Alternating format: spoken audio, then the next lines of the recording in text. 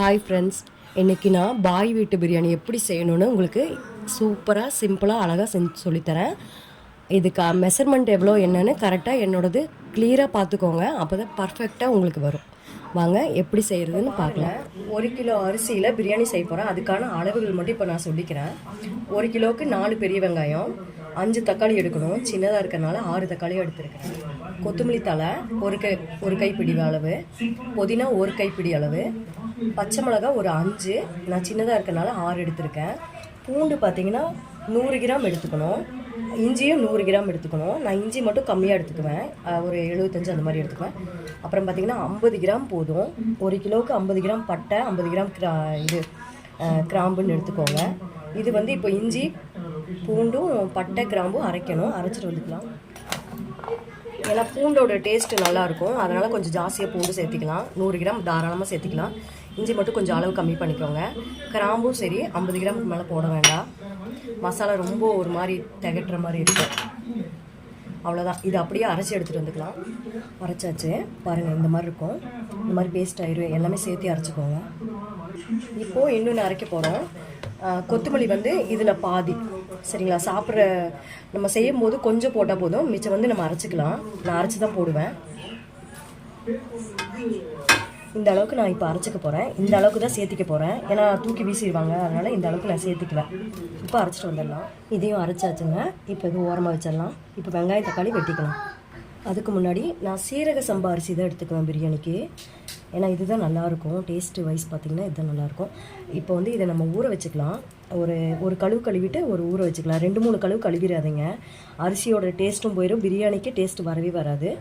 ஒரே கழுவு தான் கழுவணும். ஒரு அலசிட்டு அடுத்த நிமிஷம் அதை அப்படியே ஊற வச்சுருங்க. இப்போ அரிசி ஊற வச்சுட்டேன். ஒரு அலசிட்டு ஊற வச்சுட்டேன். தேய்ச்சி கழுவாதீங்க மெயினாக அரிசியை. இப்போ சிக்கன் 1 கிலோவுக்கு மேலேயே இருக்குது எனக்கு, ஒரு 1.25 கிலோ அப்படி இருக்கும். இது எடுத்துக்கலாம். லெக் தான் இன்றைக்கி போட்டு பண்ண போகிறேன். இப்போது வெங்காயம் வெட்டிக்கலாம். நீளமாகவே வெட்டிக்கோங்க, ரொம்ப பொடியெல்லாம் வெட்டிடாதீங்க. எப்போவுமே நீளமாக வெட்டினா தான் அது டேஸ்ட் நல்லாயிருக்கும். வெங்காயம் அப்படி தான் வெட்டுவாங்க பிரியாணிக்கு.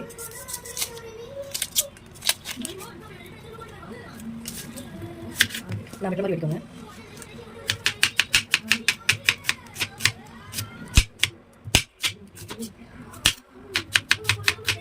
இந்த வாக்கில் இருக்கணும், நீளமாக இருக்கணும். தக்காளி அதே மாதிரி வெட்டிக்கலாம்.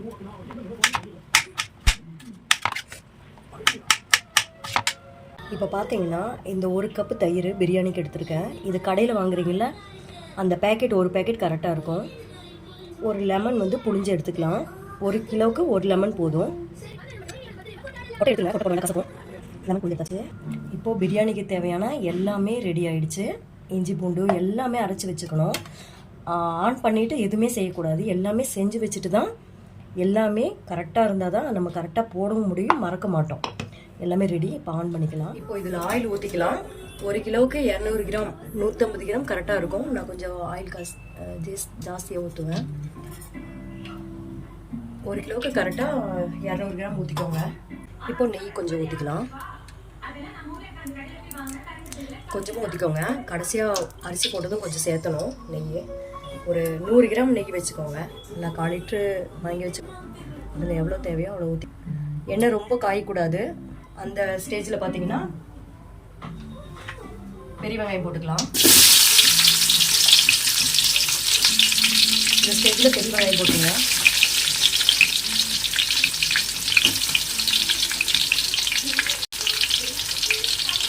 நல்லா பொரியணும். பெரிய வெங்காயம் பார்த்தீங்கன்னா நல்லா பொன்னிறமாக வரணும்.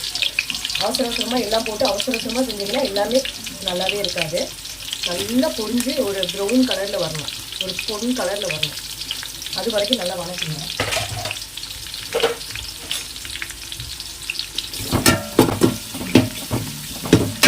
நல்லா வணக்கட்டும். நான் ஒரு கிலோவுக்கு நான் 1 கைப்பிடி அளவு தான் கல்லுப்பு போடுவேன். இது கரெக்டாக இருக்கும் எனக்கு. இப்போ வெங்காயத்துக்கு நான் போட்டுக்கிறேன், ஏன்னா வெங்காயமும் சேர்ந்து நல்லா சீக்கிரம் வணங்கும்.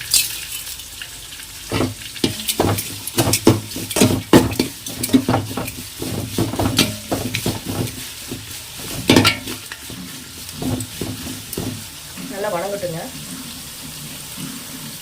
ஓரளவுக்கு வதங்கிடுச்சு. இப்போ 6 பச்சை மிளகாய் போட்டுக்கலாம். இது நல்லா வதங்கட்டும். பச்சை மிளகா அறுத்து போட்டுறாதீங்க, முழுசாக தான் போடணும். என்றைக்குமே பிரியாணிக்கு அறுத்து பச்சை மிளகா போடவே கூடாது. இப்போ புதினா கொத்தமல்லி தழை ஒரு கைப்பிடி அளவு எடுத்து வச்சுருக்கேன், அதை போட்டுக்கலாம்.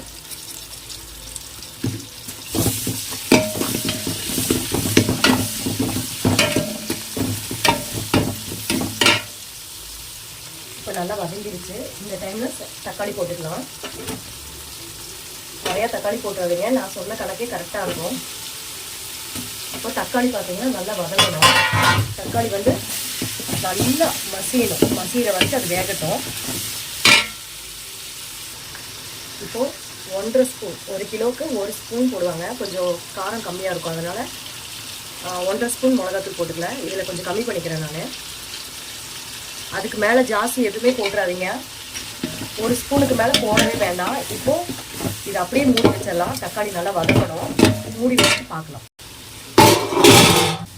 இப்போ பார்க்கலாங்க, நான் இடையில வதக்கி விட்டேன். ஓகேங்க, ஏன்னா அடி பிடிக்க ஆரம்பிச்சிடும். இந்த ஸ்டேஜில் நம்ம மசாலா சேர்த்துக்கலாம். பாருங்கள், இந்த மாதிரி இருக்கணும்.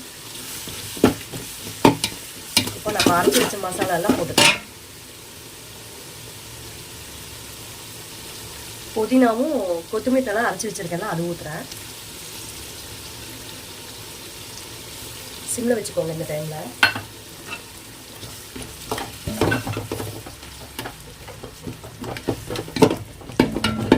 இப்போது தயிர் சேர்த்திக்கலாம். கரெக்டாக கடையில் விற்கிற ஒரு பேக்கெட் கரெக்டாக இருக்கும் 1 கிலோவுக்கு.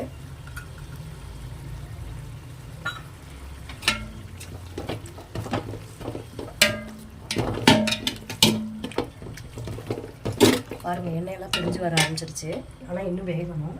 இப்போ நம்ம அரைச்சி வச்சிருக்கிற இஞ்சி பூண்டு பேஸ்ட்டு இதை சேர்த்திக்கலாம். 1 கிலோவுக்கு நான் சொன்ன அளவு தான். பூண்டு எக்ஸ்ட்ரா போட்டுக்கோங்க, இஞ்சி மட்டும் கொஞ்சம் கம்மி பண்ணிக்கோங்க, ஒரு 75 கிராம் அந்த மாதிரி போட்டுக்கோங்க. தண்ணி மிக்ஸ் பண்ணிடாதீங்க, மிக்ஸி கழுவு ஊற்றுறது எதுவுமே வேண்டாம். அப்படி கழுவி ஊற்றுனா ஒரு 1/2 கிளாஸ் தான் இருக்கணும், அதுக்கு மேலே ஊற்றக்கூடாது. இப்போ இதெல்லாம் நல்லா மிக்ஸ் ஆகிக்கிட்டோம். உப்பு ஏற்கனவே போட்டாச்சு, மறந்து கூட போட்டுறாதீங்க. இப்போ இந்த மசாலா நல்லா ஒரு மாதிரி சுண்டி வர்ற மாதிரி இருக்கும், ஆயிலெல்லாம் மேலே வரும், அது வரைக்கும் வெயிட் பண்ணலாம். கலவை பார்க்கவே நல்லா இருக்குல்ல, நல்லா இருக்குது பாருங்கள், இது கரெக்டாக இருக்கும். இப்போ வந்து நம்ம சிக்கன் சேர்த்திக்கலாம். இப்போ நான் சிக்கன் சேர்த்துக்கிறேன்.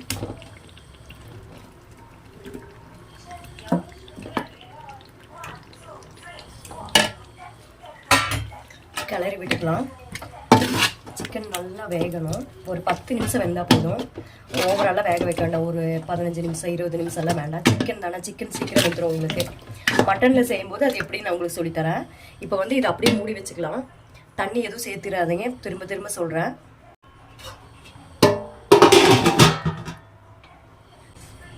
கரெக்டாக சிம் பண்ணிக்கோங்க, ரொம்பவும் சிம் பண்ண வேண்டாம், ஒரு அளவுக்கு. இப்போ 10 நிமிஷம் ஆயிடுச்சு, 10 நிமிஷம் ஆயிடுச்சுங்க. பாருங்க, அப்பப்போ நான் ஓப்பன் பண்ணி கலரி விட்டுட்டு தான் இருக்கேன், ஏன்னா அடி பிடிக்கிறதுக்கு நிறைய சான்ஸ் இருக்குது, அது பார்த்துக்கோங்க மெயினாக.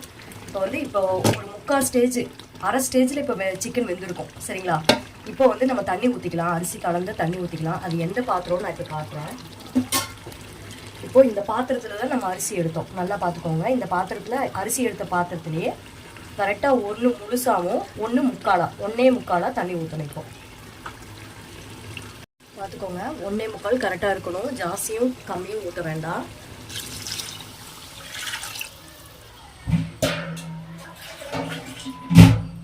பாருங்க, இது 3/4 தெரியுதான்னு தெரியல உங்களுக்கு, இது 3/4. இப்போ என்ன பண்ணுறோம், இப்போ எலுமிச்சம்பழம் புளிஞ்சு வச்சுருக்கோம்ல, அதை வந்து இப்போ ஊற்றிக்கலாம். 2-3 கொட்டை இருக்குது, அதனால் நான் இப்படி பண்ணிக்கிறேன். இப்போது ஒரு கலரிக்கலாம், அவ்வளோதான். தண்ணி கொதிக்கணும், அப்போ தான் அரிசி போட முடியும். இப்போ மூடி வச்சுக்கலாம். தண்ணி கொதிச்சிருச்சானே, சூப்பர், தண்ணி கொதிச்சிருச்சு. இப்போ வந்து நம்ம அரிசி சேர்த்திக்கலாம். நல்லா அரிசியை வடிச்சுக்கோங்க, அதுதான் மெயின். நான் அரிசி வடித்து இந்த இதில் வடிகட்டியில் வடித்து வச்சுருக்கேன். ரொம்ப நேரம் ஆச்சு வடித்து வச்சு. இப்போ போட்டுக்கலாம். மெதுவாக போடுங்க.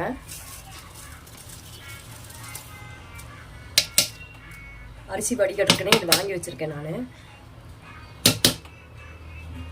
இப்போ கலக்கலாம். மெதுவாக கலக்குங்க.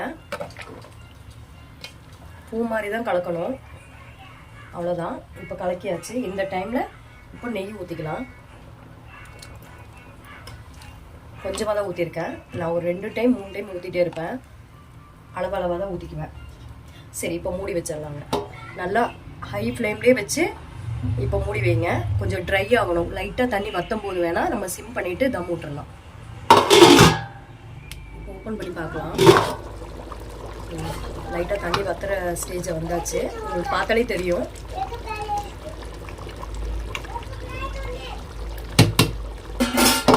ஒரு கரெக்டாக ஒரு 5 நிமிஷம் இருக்கட்டும் அப்படியே. ஓகேங்க. இப்போ வந்து நம்ம தம்மு கூட்டலாம். இப்போ சிம் அப்படியே சிம் பண்ணிவிட்டு இதை அப்படியே எடுத்துடலாம். எடுத்துகிட்டு அடியில் ஒரு தோசை தவா வச்சுக்கோங்க. பாருங்கள், இதுதான் நான் இப்போ வைக்க போகிறேன். இது பிரியாணிக்குன்னே நான் யூஸ் பண்ணிகிட்ருக்கிறேன். இதை நான் இப்போ வைக்க போகிறேன். அடியில் வச்சுட்டேங்க. இப்போது பிரியாணி திக்ஸாவே எடுத்து வச்சிடலாம். அவ்வளோதான்.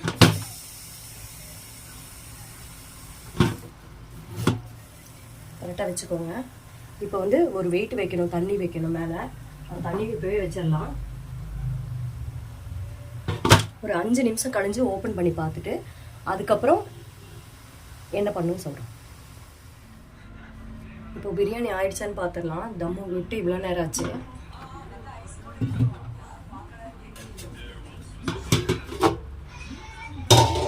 சூப்பருங்க. செம்மையாக இருக்குது. சூப்பராக வந்திருக்குங்க. ரொம்ப குழச்சிடாதீங்க. பூ மாதிரி தான் எல்லாமே ஹேண்டில் பண்ணணும். ஏன்னா ரொம்ப குழஞ்சிரும் அப்புறம். ஆனால் இது கரெக்டான பக்குவங்க. இப்படி தாங்க ஆக்கணும். பார்த்துக்குவாங்க. 15 நிமிஷம் 20 நிமிஷம் தம்முக்கு மட்டும் நான் விட்டுருப்பேன். உங்களுக்கு இப்படி பார்த்தா தெரியல. அது சூப்பராக இருக்குங்க. சூப்பராக வந்திருக்கு. இப்போ லைட்டிங் பண்ணிக்கலாங்க. ரொம்ப சூப்பராக பர்ஃபெக்டாக வந்திருக்குங்க.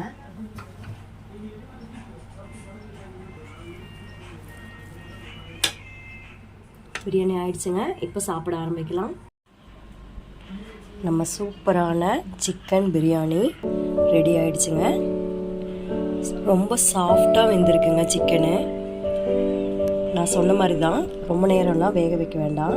இது பாருங்கள், ரொம்ப சாஃப்டாக வெந்திருக்கு.